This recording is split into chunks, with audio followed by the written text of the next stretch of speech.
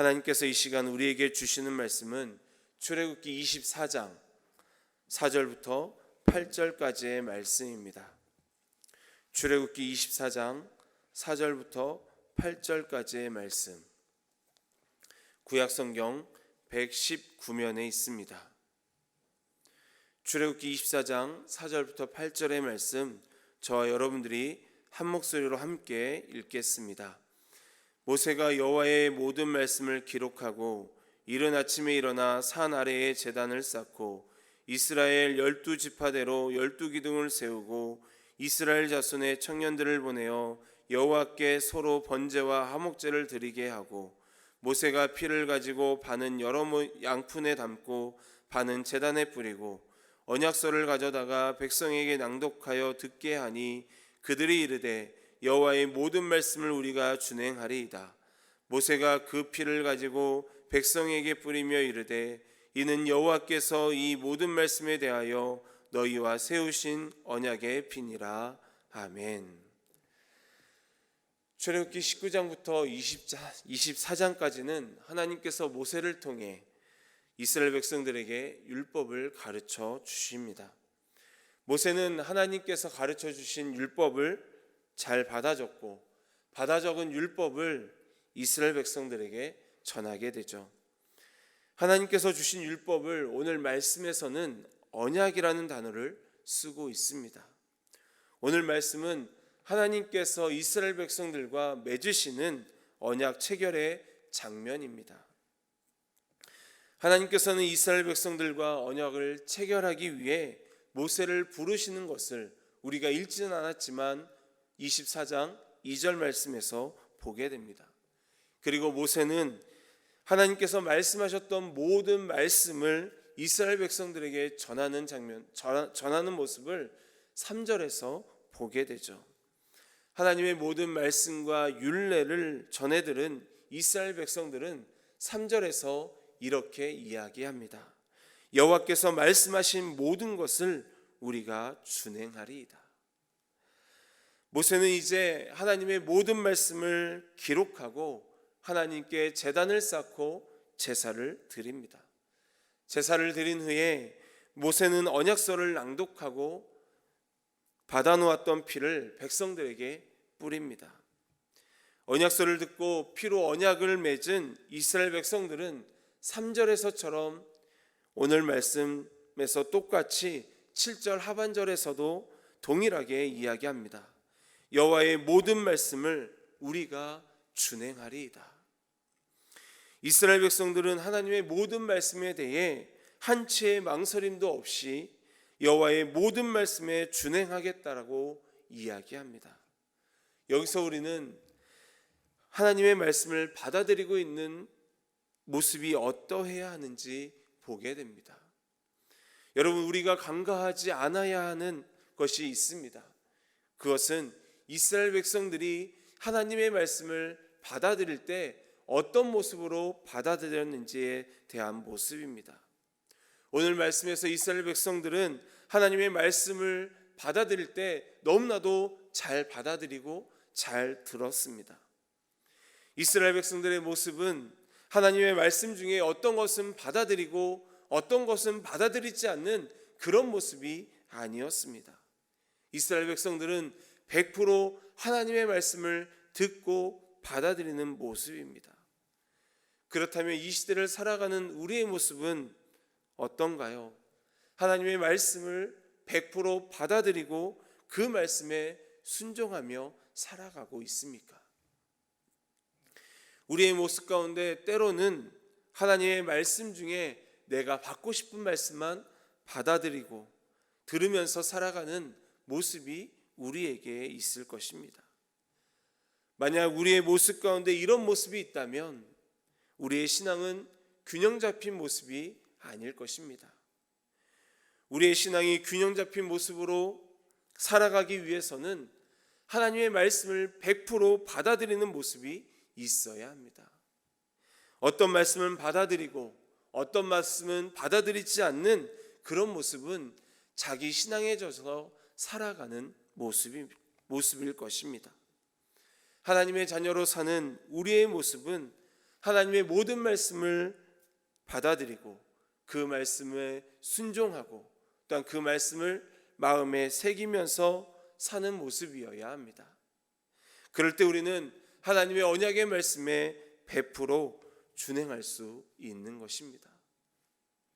오늘 말씀의 중요한 사건이 7절과 8절에 나옵니다. 모세가 언약서를 읽은 다음 취한 행동이 있습니다.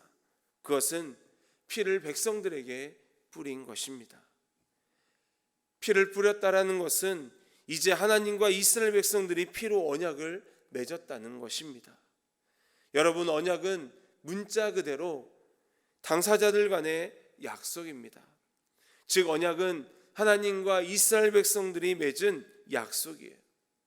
이 약속을 어떻게 맺고 있습니까? 피로 맺고 있습니다. 이 피는 무엇을 상징합니까? 생명을 상징합니다. 그러므로 언약을 피로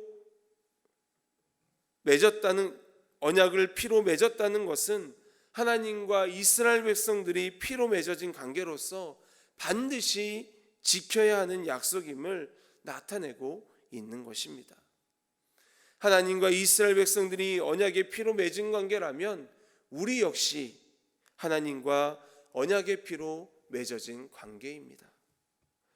오늘 말씀에서 모세가 백성들에게 뿌린 피는 훗날 십자가에서 우리의 죄를 속량하시고 하나님께 나아갈 수 있는 길을 만드시기 위해 흘리신 예수 그리스도의 피를 상징합니다.